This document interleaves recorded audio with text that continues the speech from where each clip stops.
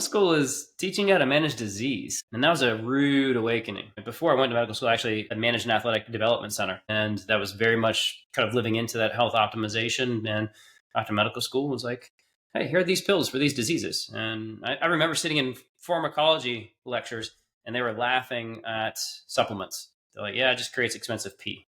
And there was no education on nutrition. You and I were talking about just before we jumped on the power of mind, the mind and the body, and the connection there wasn't spoken of. So that was tough, right? You know, especially when I spent all this time, and my parents put a lot of pressure to go to medical school, and I got there, it's like, ooh, was this the right decision? Is this actually what I was set out to do and be the change in the world? Welcome to the Richer Soul Podcast, where we share how to live in harmony across health, wealth, time, relationships, and spirituality. How do you bring them all together to live your ultimate life? The best thing is we've got nothing to sell, just great advice from people who've succeeded and lived that dream. Welcome to Richer Soul, Dr. Will Haas. It's great to have you join us today. Excited about it. Thank you for having me on. I'm excited too. We always like to start at the beginning. What was it like when you were growing up, and how much did your school and family teach you about money?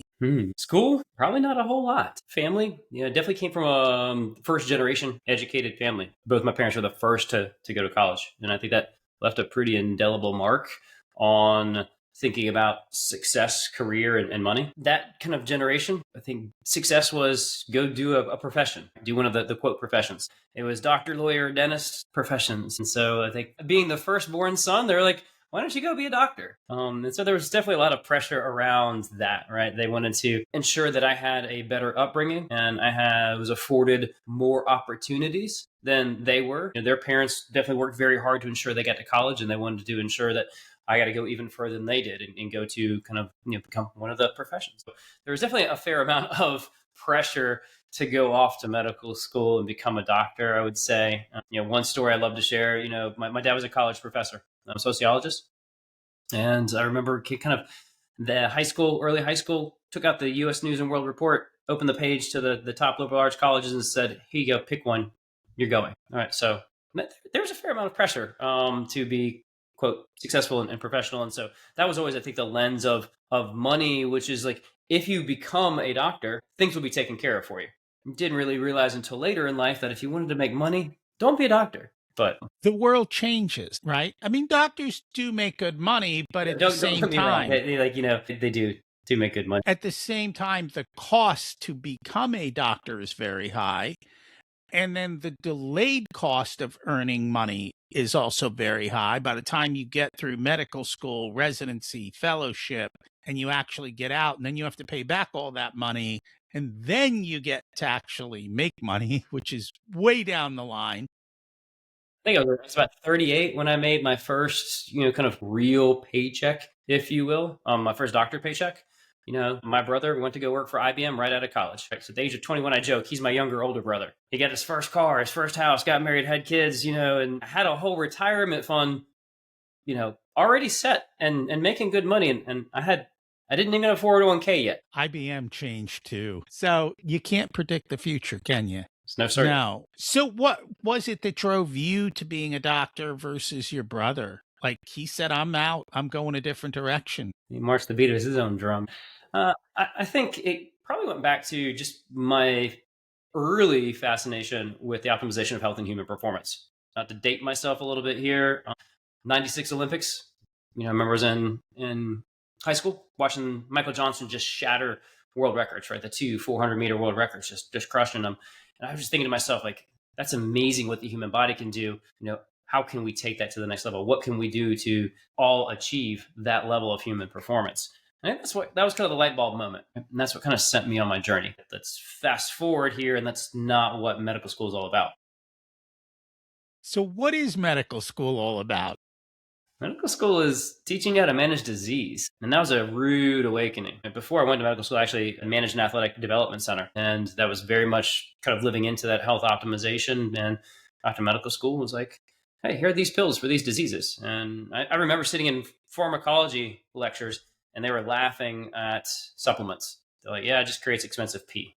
And there's no education on nutrition. You and I were talking about just before we jumped on the power of mind, the mind and the body, and the connection there wasn't spoken of. So that was tough, right? Especially when I spent all this time, and my parents put a lot of pressure to go to medical school, and I got there, it's like, ooh, is this the right decision? Is this actually what I was set out to do and be the change in the world? One pill at a time. So what happened? You get there and you finish school. Oh no, I made multiple attempts to stop. I made multiple attempts to stop. Okay. Yeah, so I got halfway through and I was like, I don't know if I'm going to be able to practice in the conventional medical setting, right? I might need to go learn a thing or two about business. So Okay. I sat in front of a panel and I argued why I should have 2 years off to go get a business degree. And I went off and went to business school. I may or may not partaken in a lot of triathlon racing during those 2 years away from medical school, but I took some time off to start to learn a language and understand how am I going to build something, whatever it is, whenever I get done with this journey of residency. And at that time, I didn't know fellowship. How am I going to create the ecosystem to be able to practice this preventative form of health optimization? You were ahead of your time in a sense, because today medicine is run by MBAs, not by doctors. And so in that sense, although that wasn't the outcome you were looking for, and it's funny because money is a taboo topic in medical school and during your fellowship and everything else, which is, I think, why so many doctors struggle financially. I mean, the reason they do well is because they make a lot, but for as much as they make, there's a whole bunch of psychological and other issues they have to deal with around money and running a business. And because they're doctors, every other industry puts a bullseye on them when it comes to making money, because they know they don't know how. And so they know that they're easy targets to figure out how to make money off of them. So Yeah. I'll yes. even tell you, business school is just a language, right? There's still a lot of school of hard knocks after that business degree, kind of getting out to try to figure it out after completing it. Fast forward, I did go back to medical school and I tried to leave again. Tried to go to like BCG and McKinsey and do some consulting instead. And, ultimately kind of found my way into it's something I had been exposed to all of my life, but really kind of said, okay, if I'm going to do this, let me explore the space of integrative medicine. Right, because this is the place that talks about prevention. This is the place that talks about food as medicine. This is the place that honors the mind-body connection and is willing to think outside the conventional tools and kind of put an emphasis on the doctor-patient relationship and pull those different tools from different healing modalities together. And so I ultimately ended up kind of moving forward, completing my medical training, but very much at a time that wasn't popular, down the path of integrative medicine with my mentor, Andrew Weil. And then did you then go into practicing that, or did you take another turn? I stayed on faculty at the University of Arizona for a little while. Bureaucracy is just not built for entrepreneurs, right? So I lasted about 18 months. And then I went and joined a medical startup in Raleigh, North Carolina, and was working to try to figure out how do I bring some more of this integrative functional medicine practice and scale it in medical practices while working in a kind of integrative concierge medical style practice. And, life twisted and turned, got married, ended up moving to Charlotte right before COVID. And so that was a wild journey. It is. That was a weird time for medicine. And that was finally when a lot of the rules got rewritten for how you could practice medicine, state borders, all of those types of things. And it brought telemedicine in, which honestly, for some things it's great, for others it isn't. But it makes it a lot easier for certain types of things. I think for the general public, it brought an awareness that there's more to the conventional medical approach, right? There was unfortunately a distrust that kind of came out of that time, right? And people really wanting to take charge of their own health, right? What can I do about my nutrition to keep me healthy? What supplements can I take to keep me healthy? So I think it really kind of changed people's approach and willingness to seek out, these integrative, functional, regenerative, whatever, buzzword you want to use, approaches and modalities. That it did. How was your health throughout all of this? Yeah. I mean, I was an athlete growing up. I was an endurance athlete. I raced semi-competitively triathlon for many years until I had to finally finish my medical degree, right? Working 100 hours a week in the hospital. You can't keep that up. But there's one thing I think you and I you said something beforehand that kind of stuck out in my head, which is like, it's like, there's old people that I want to look like and old people I do not want to look like, right? For me, there was like doctors I wanted to look like and doctors I didn't want to look like, right? Like when I went into residency, it's like the worst outcome for me would be fast forward 10 years later and I'm overweight on 3 to 4 medications and I'm just kind of stressed, tired, worn out. That's what I didn't want. And so that was another time in my life I really dug into figuring out if I can figure out how to eat right, get enough sleep, and manage my stress during residency when you're working 80 hours a week, then I should be able to convey some of that knowledge that I learned to my patients along the way. Hopefully, right? You learn how to get through it and you how to figure it out I and didn't be actually able end to up do having a that. health story in this journey. I know a lot of people in this, a lot of doctors in this space who move in the direction of integrative functional medicine. They have a health journey or story, and I was fortunate enough not to have a really scary one like that. I did kind of hit a wall, the proverbial entrepreneur wall in my 40s. Right, I was growing and scaling my current medical practice. I had started a second business. I'm helping other doctors do what I do. They say there's no good time to grow your family and have a child, but that was the time in life we decided to do it. And well, I tell you, fatigue hit hard. Fatigue hit hard, right? Even when you're doing the right things, right? So even when you're eating clean, even when you're still trying to get sleep and you're just wiped and exhausted by 2 p.m. every day. I mean, that was a struggle. There was even a point in time I was interacting with my patients where they're like, Dr. Haas, are you okay? You have me scared. Right, like you're usually really quick to answer. Right, is everything okay with me? Like you're not giving me an answer. And so not a huge health scare, but definitely a wake up moment that even when I was doing all the right things, like something at a cellular level is off. So what happened? What was that? Really kind of forced me to dig in even deeper, and that's when I really got into the field of kind of cellular medicine, if you will. I was always practicing integrative, but really kind of looking at what's happening at the cell. Right, and that's where I kind of learned a lot more about kind of mitochondrial health and kind of this redox and repair pathways and looking at the balance of hormones, right? And what I found is, like most entrepreneurs, I had pushed myself way beyond the point of my recovery, right? So cortisol levels have really kind of started to drop and shrink, right? That had led to some metabolic dysregulation where I kind of early insulin resistance, not diabetes, but like insulin was kind of going off, which is why my workouts weren't leading to the same results because I had that insulin resistance kicking in. Right, cortisol not leading to the recovery. Mitochondrial health is just like kind of like has like brain fog hanging over you despite the cups of coffee, right? And so that was a rude awakening at that point in time in my life, and kind of sent me down this journey of learning more about kind of peptides and mitochondrial health and hyperbaric oxygen and things of these nature. And we'll talk about them all. Let's start with mitochondria because I don't think the medical profession focuses very much there. The other problem is the pharma, nobody tests any of their drugs to see what it does to mitochondria. Hmm. They don't actually look at it as a endpoint or you don't see that ever listed on any of the side effects or any of the studies. Nobody's even saying, hey, what does this drug do to mitochondrial health? Mm-hmm. And so it's almost a black box area. And so you might see symptoms, but they don't know the underlying causes and what's occurring inside the body.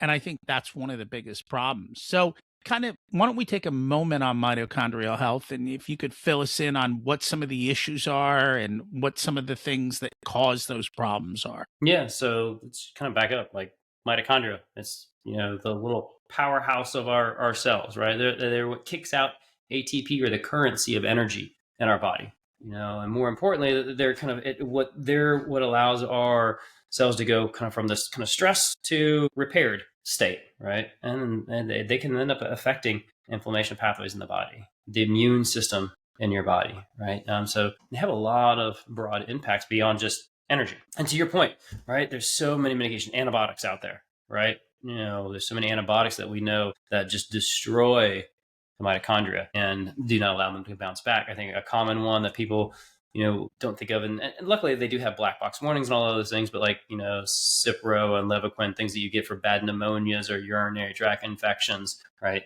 Those medications are terrible for mitochondrial health, right?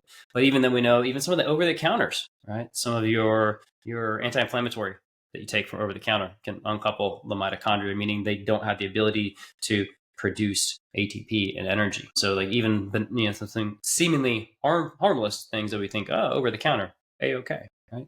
And then you have things that like indirectly affect the mitochondria, right?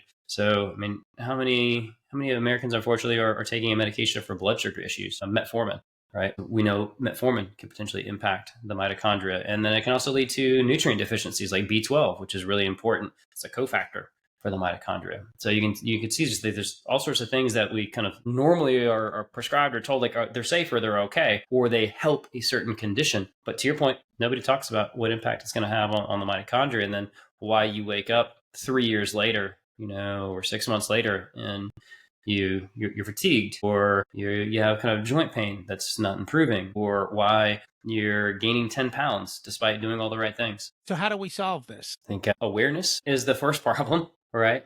Okay. Yeah, I mean, awareness, right, becomes, but then I think working with and partnering with physicians who understand this sort of medicine, right? This is not something that you go to your conventional medical doctor for, right? Because they're going to tell you, yeah, they're going to run a battery of a few simple labs and say everything looks normal, right? How many times have you heard that, Rocky? I'm sure you get your followers that say, like, like I've been told everything was normal. I went to my doc and said, hey, everything looks normal. Sleep more, stop stressing, that sort of thing, right? So You're getting old, that's right? the first one.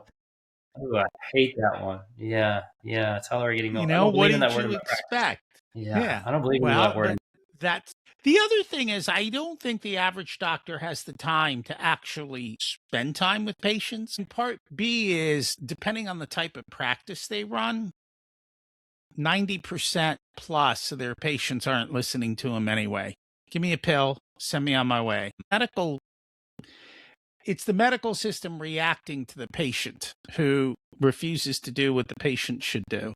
But you probably don't deal with that because you get better patients. I'm talking the run-of-the-mill doctor in a run-of-the-mill practice. You never know what's going to pull on that thread of change, though, right? You never know when that's going to happen, and what conversation. And I think you can ask better questions. You can always ask better questions as opposed to just assuming somebody wants that quick pill or quick fix. Or tap into kind of some principles of motivational interviewing that I learned in my integrative medicine pathway, which is like, why is that important? Or what could life look differently for you? Right. So kind of tap into those things that are actually motivating somebody's behavior and change. And that may be the domino that kind of starts where they come back and have a different conversation later. And that doesn't take very much time. That takes, a well-pointed 30 or 60-second question. So I'm not letting conventional doctors off the All right. That's your place. At my age, I stop trying to change people and I just go a different direction. I'm like, you know what? That's your problem now. I'm going over here and I'm going to work on that and I'm not going to worry about it anymore. Those who want to come. Those who don't, that's fine. Have a wonderful day. It's easier and it's less. It's less taxing to the mitochondria. Yes, it is. I don't have to fuss over it anymore. We give you the information, go do what you want. So what does it look like when somebody comes in? How are they usually presenting? Are they coming in healthy or are they coming in because something's wrong? Or do you get a mix of both? Mix of both. And I am trained in family practice, and I kind of went that direction to get into integrated medicine because I like the broad breadth, right? I like to be kind of a jack of all trades. And so my practice represents that. And I have on one side of the spectrum, I have professional athletes, I have patients on cancer journeys, and I have the 40-year-old who comes in and said, I went to my doc and they said everything looks fine on my labs, but I'm exhausted. I'm gaining 10 pounds and I seem to be reacting to all the foods that I eat. Right. And they weren't able to give me a diagnosis of anything. So, that's kind of the spectrum that I see. So generally you have some health optimizers and you have some people who kind of feel off that maybe don't necessarily have a true medical diagnosis and then an actual real medical diagnosis. Let's take a moment just to talk about the cancer patients. Have you done much in nutrition with cancer patients? Mm-hmm. Yeah, I mean, food as medicine is a big part of that kind of conversation. And you can take that even deeper, right? So it's just not the foods that you eat, but the timing of you eat, right? There's a lot around intermittent fasting on how intermittent fasting can kind of arrest cell cancer growth. There's a lot about how it can help chemotherapy kind of work better in the system. And, I can't tell you time and time again, patients who are undergoing chemotherapy, they tell me to go to fast, they tolerate their chemo better.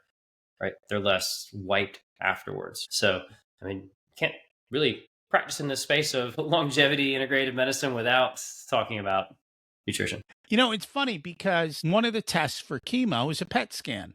And a PET scan, what it's doing is it's looking to see where glucose is lighting up in the body. Give you a bunch of sugar. Right. And so what do? The chance of an oncologist telling you to cut your sugar is about non-existent. I can't say how many times patients say, like, yeah, I asked my doctor about sugar. They said, yeah, it's not an issue. Or in chemo, like, eat a bunch of ice cream. Yeah. So these are the simple things that, just common sense says, hey, if the cancer cells are eating sugar like there's no tomorrow, you might be able to starve them by not eating sugar and figuring out how to keep your blood glucose in control and starve them out. And it's amazing how that is. The other thing that they haven't really done good studies on, the chemo schedules are based on business practice. In other words, in order to give chemo, I need to be in the office 5 days, 2 days off, 5 days. So that may not actually be the best mechanism for that particular chemo and where it hits in the cell cycle and all of that.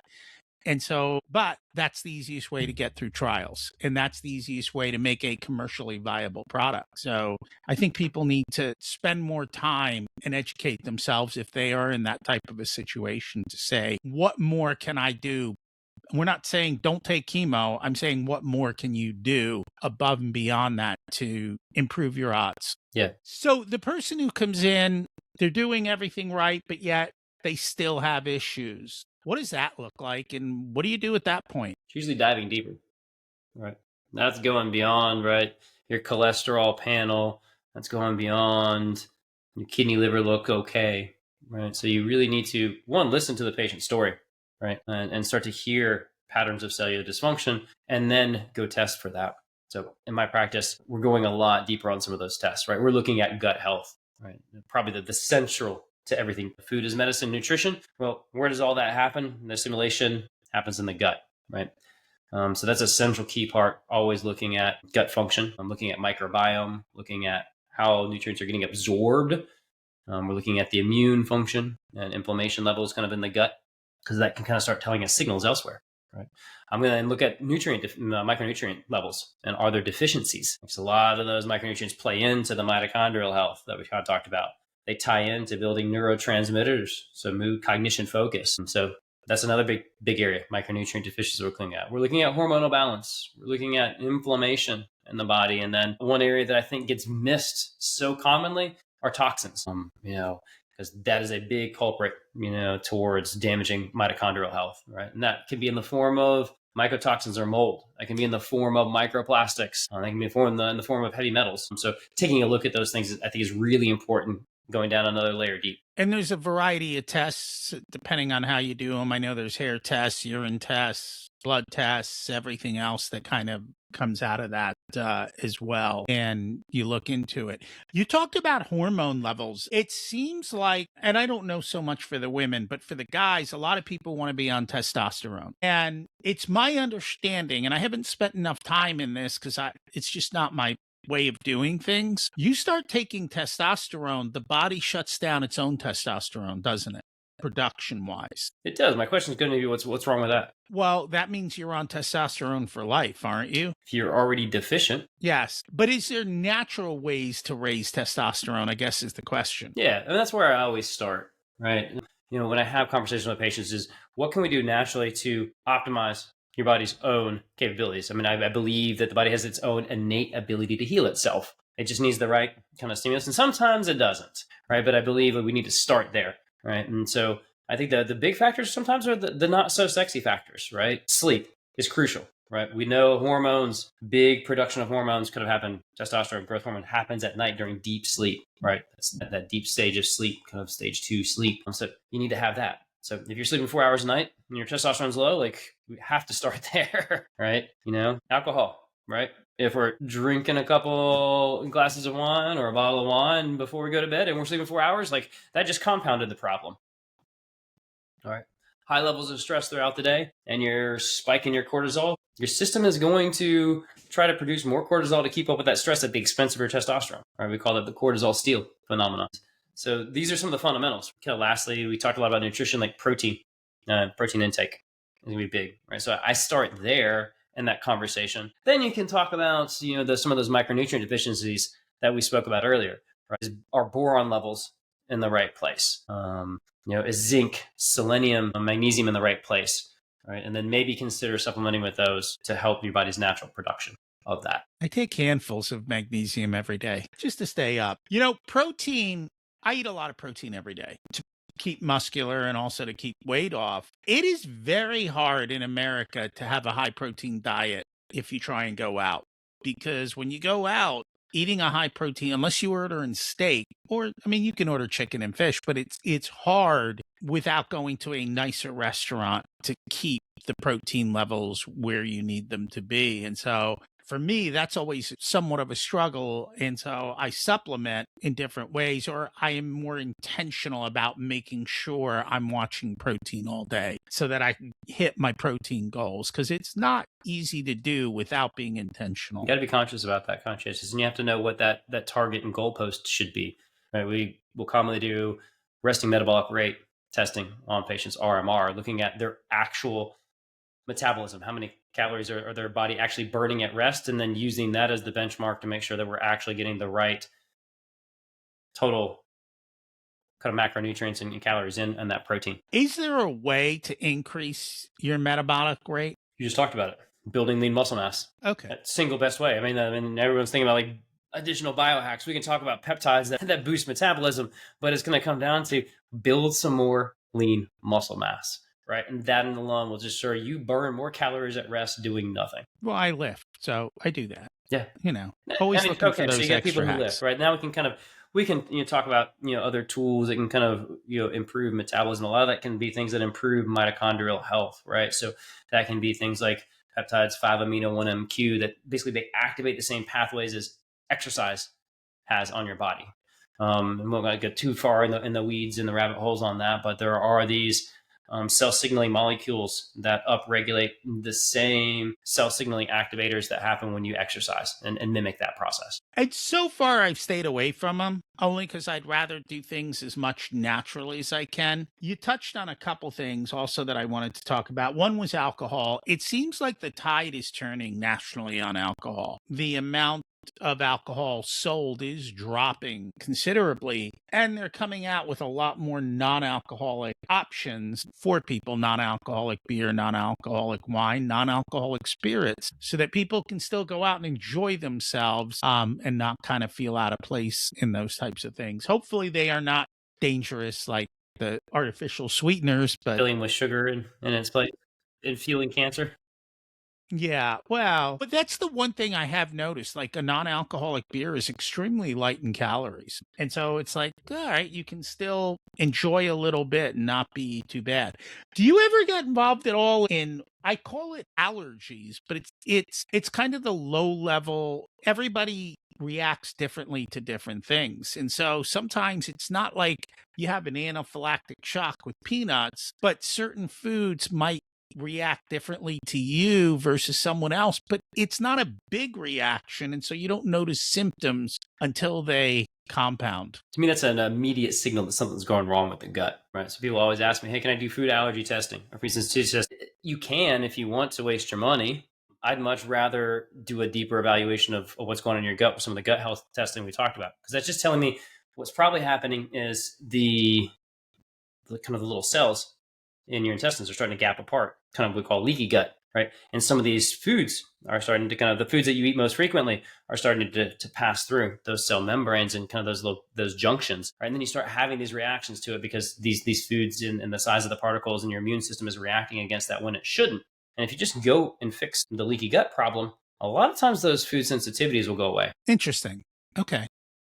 Because I know they do, and I've never done it, but for a while they were really popular, where they do a blood draw and they test it against like 400 different allergens to see if there's any kind of reaction to anything. And if you So line you're up like a saying Christmas tree, that tells me you got a problem with your gut, and every functional medicine doctor is going to go right to the gut to fix that. Okay. So that is not a cause, that is a The symptom. consequence of it. Yeah, it's the reason that is happening. Okay, that makes a lot of sense. You also talk about, and we haven't talked about, hyperbaric oxygen. It seems to be a growing area of interest, and love to hear your thoughts on it. Spent a lot of time talking about mitochondrial health today, right?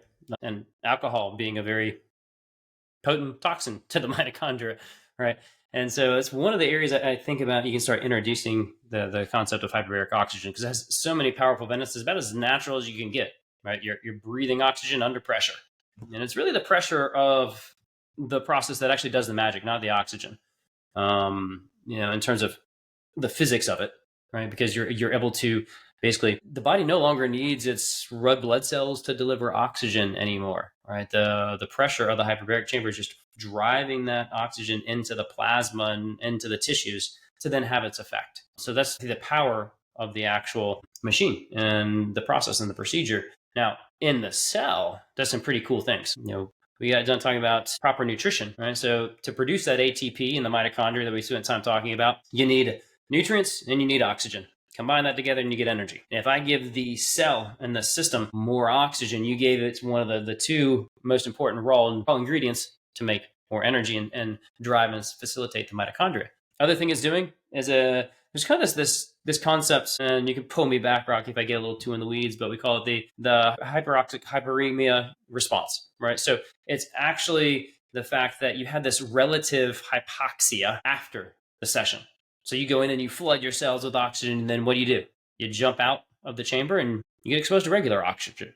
Well, there's a gradient difference there, and your body perceives that as relative hypoxia, like a lack of oxygen. And that state that your body, your cells sensing that lack of oxygen kicks off this cascade of producing more antioxidants. Right? So now it can kind of go in this kind of repair process, right? And in that same time, at the same time that's happening, you're actually activating and mobilizing your body's own stem cells. And the final cool thing it does is it kind of helps the process of angiogenesis or development of more blood flow to areas of injury, and kind of starts facilitating the healing and repair process through the angiogenesis and through the stem cell activation. So I'm a big fan of hyperbaric oxygen. Now, only downside is it takes time.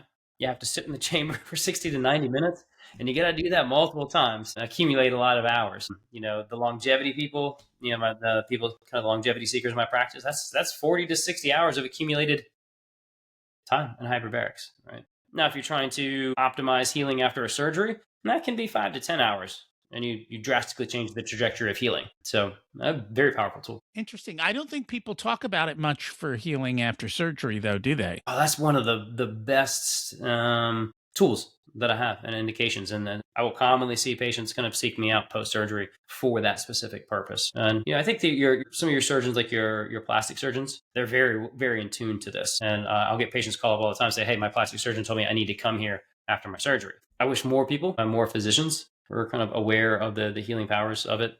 I think the problem is there's only 14 FDA-approved indications for hyperbaric oxygen, and they're sometimes pretty bizarre, right? How many people walk around and get carbon monoxide poisoning every day and need to jump in a hyperbaric chamber, right? So there's only 14 approved indications. So fast, rewind to our conversation, right? Most doctors are not being taught about hyperbaric oxygen, and they were probably told like, hey, there's probably only 1 or 2 reasons why you should even do hyperbaric.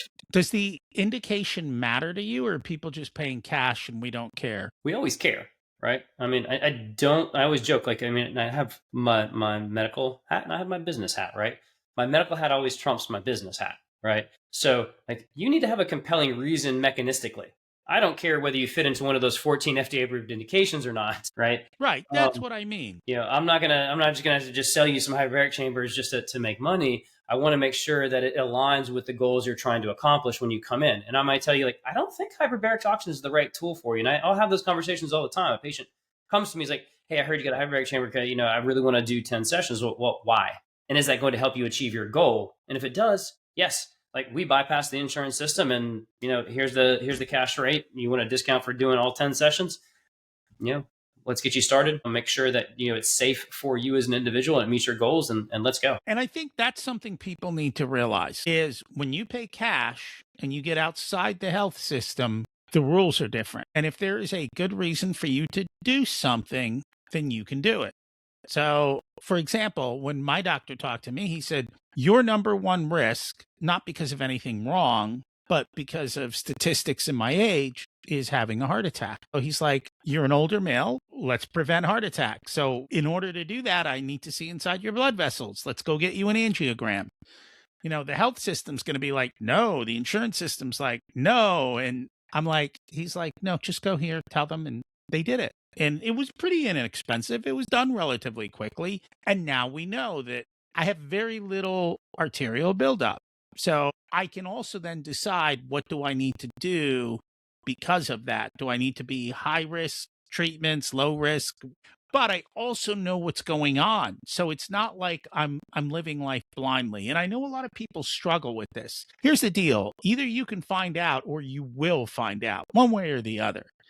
I'd rather know and prevent. In the same way I get full body MRI. I get MRI of my brain. And they're like, yeah, you don't have to worry about Alzheimer's. You're cleared. So I don't need to worry that I'm going to end up in a nursing home for memory care unless I get hit or something. But it allows me to make better life choices, better planning choices, and everything else. And had some of those things been negative or positive, then I could have changed the way that I look at my health and make other lifestyle choices and risk factors. And I think that's the key. But if you're staying in the traditional health system, no one's going to talk to you about this. You've got to find your way into a place or with a physician that will have these types of conversations. I think that's the key, you're Rocky. going to go deeper. You just landed on it. Like I was, kind of wanted to see where this conversation, that part of the conversation is going to land. But I think it's that conversation with a professional, a physician who understands this, right? I think one of the alarming things that I have around the direct-to-consumer movement in healthcare is there's not a partner involved sometimes, a knowledgeable partner, right? Because what happens if you went and got that full-body MRI and something lit up in your brain, right? And then you didn't have a knowledgeable partner to be able to kind of have a conversation like, what do we do with that? How much real risk is there? And building a plan out of that. So I think it's clutch that you do have a fantastic physician on your side helping you guide and make these decisions and interpret the results along the way. The other half of that is also having a baseline. Because then the question is 5 years from now, if something happens, well, has that been there? So in other words, when I did my angiogram, they're like, yeah, you have a little bit of arterial plaque.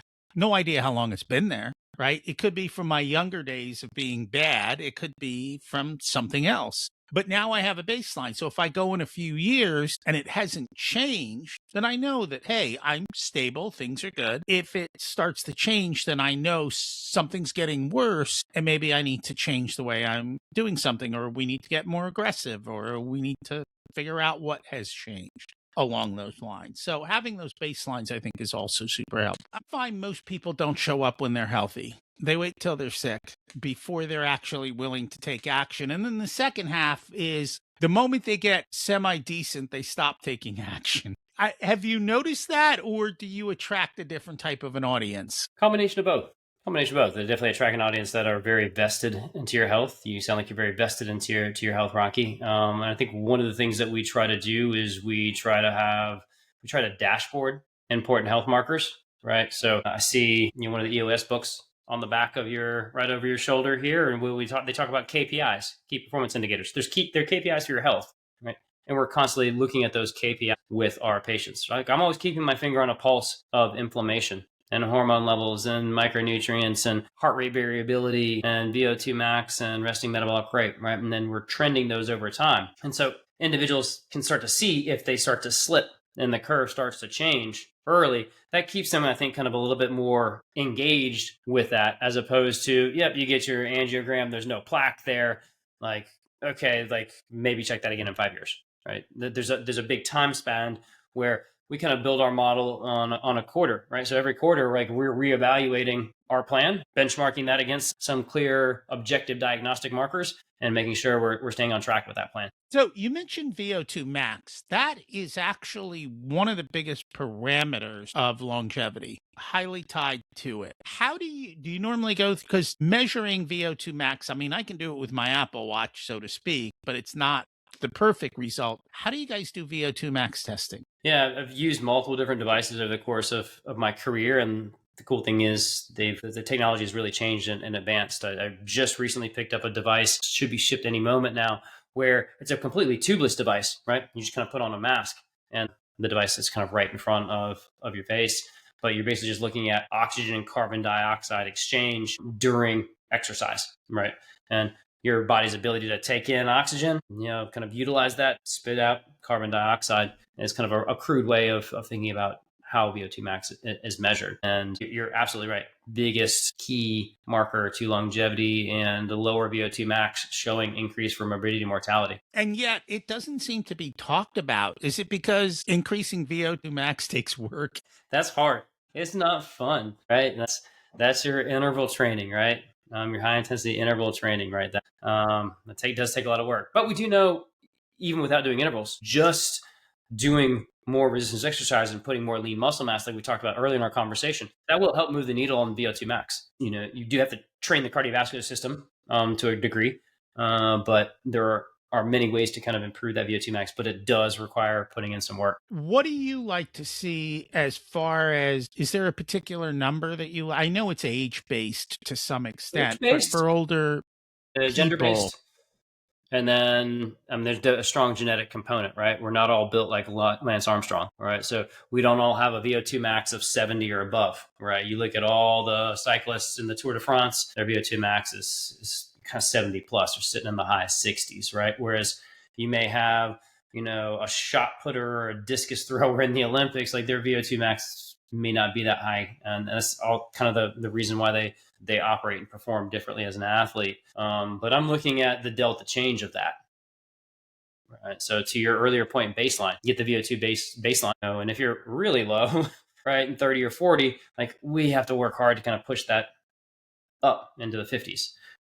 So it's really looking at the relative change. so if someone has a lower VO2 max and they're older, how do you get it up to 50s? Yeah. A lot of the stuff that we talked about in terms of improving mitochondrial health, building that lean muscle mass, right? Doing the resistance exercise training, fueling with adequate protein, right? Getting enough sleep and recovery. So hormone levels are balanced to then facilitate their growth of that lean muscle mass, which then further supports VO2 max, right? So it's, to be honest, just being diligent about doing a lot of the things that we have discussed already today. Which of VO2 max is a function of lung health, or is that not a driving factor in it? It's going to be a big factor. So, right, individuals who have asthma is going to, impact that. Individuals who have pulmonary fibrosis or scarring of the lung tissue, that's going to affect that, right? Because inside your lungs are these little grape-like sacs that do this exchange of oxygen and carbon dioxide, right? You damage the lungs because you did a bunch of smoking. There's less space and membrane space for your body to exchange that oxygen and carbon dioxide, right? So yes, that has a huge impact in addition to some of the other factors like the mitochondria and sleep and recovery and stress. Makes sense. Are there other areas that we should have talked about, but we didn't with regards to health? We covered a lot of different areas, right? We covered a lot of the We did. foundational lifestyle pieces. We touched on some of my foundational work around identifying, and we didn't really get into how do you eliminate toxins, but at least identify that they're there so you can then take action to remove those toxins. So when you are working to improve mitochondrial cells and producing ATP and energy, and then you're doing things like hyperbaric oxygen to stimulate stem cells that they can do their thing on the cells as well and repair the cells. So we covered a lot of ground today, Rocky. No, that's cool. You mentioned EOS earlier. I'm a big fan of EOS and using it in business. What prompted you to use EOS in your business? That one was right place, right time, Rocky. Right place, right time. So, Okay. we talked about, I made it about 18 months in the bureaucratic space of academic medicine. Well, the first startup I joined right after that was a brand new startup. It just raised its capital. I walked in the door as kind of the VP of the medical side of that business. And they had the foresight to hire an EOS implementer. And so I went through the full 2-3 day process of EOS implementation with a brand new company. And I was thinking to myself, like, if I had to run a business, this is how you'd do it, and it's done right from day one.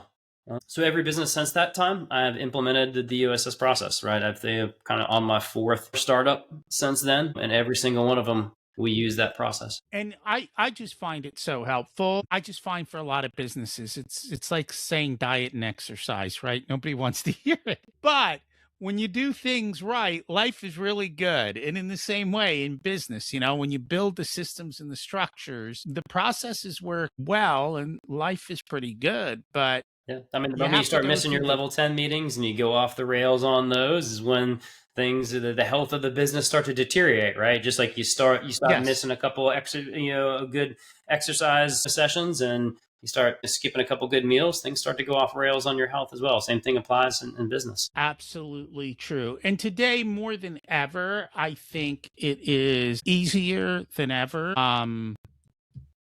to track things even on your own with devices and so forth and get an idea of what's going on, and then being able to share the data, look at the data, and then have that expert that you also work with to do the internal data and looking at it all together to notice when things are going off the rails. And at that point, I mean, especially with things like cancer or cardiovascular, you catch them early, it's easier to treat.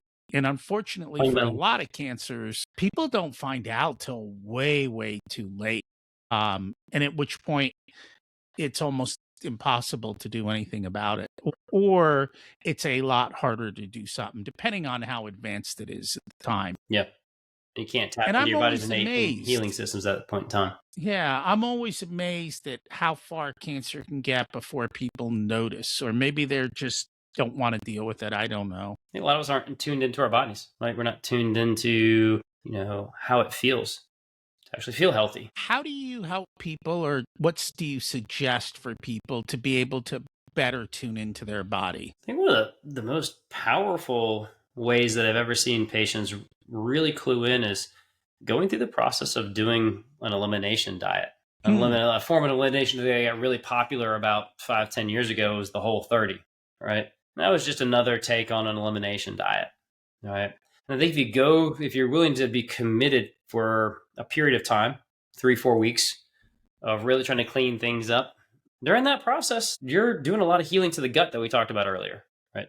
And then you start throwing in system things back into the system that aren't good, that create toxins, for the gut. You start to feel that right away, right? And that shows up as some of those sensitivities to food that we talked about earlier, right? Like, you go without gluten for a while and then you decide to throw gluten back in. Most people are going to say they feel that, right? And they feel that in the form of more fatigue or brain fog or joint pain, or abdominal pains. So it's a real approachable, inexpensive way of kind of becoming in tune with your body, especially when you do that reintroduction period and you add stuff in there that's not agreeable to the body. I like it. Great idea. What's one truth about success you wish more people understood? Success doesn't define our self-worth. Success does not Nor define is it self-worth. defined by your net worth. I Yet people get all these things confused. What's your secret to living an abundant life? think taking a minute to pause and appreciate the things that you've worked so hard to create. I think as entrepreneurs and high performance successful people, we're just wired to immediately go on to the next thing, and just taking a moment to sit there and appreciate and take in what you've created. Have you ever read Gap in the Gain? Long time ago, but Yeah, it's we always look at the gap and not the gain. And so that's kind of the theory there. If you were to give an 18-year-old one specific piece of wisdom, what would it be? I must kind of like split that philosophically in business, right? They always tell you, like, it doesn't matter how much it is, just start saving at an early age, right? I didn't take that seriously at all, right? Couldn't have been that hard to save $5 or $10 a month, even on my residence salary, and I just didn't do it. So from a business practical standpoint, that'd be one piece of advice. And the other piece of advice is never believe anybody that tells you you can't do something. Pure and simple. There you go. If people would like to learn more about you and your practice, and if they want to get help, how do they find you? Easiest way is to head on over to the Vive Wellness website, VYVE wellness.com. You can either hit the Get Started page and book a discovery call. We also have a free assessment, kind of what's your hidden cellular blind spot. It looks at some of one of the three key areas that we talked about: detox, redox, and repair, and where your cells are kind of off track and how we can get you back on track. Nice. And we'll put those in the show notes. Thank you so much for joining us today. Yeah, been a pleasure. Hey, thanks for checking out the full unedited video of the Richer Soul podcast. You can get the full audio podcast with intro, outro, and a ton more details here on YouTube or whatever your favorite podcast player is. Don't forget, we've got hundreds of episodes for you to go back through, and you can also get episode information on the Richer Soul website as well. Don't forget to subscribe so you're automatically updated as to what's going on and every time we release a new episode. The first few episodes of the Richer Soul podcast actually lay out the entire framework that everything is built on over all of these years. So check them out as well. Thanks for listening.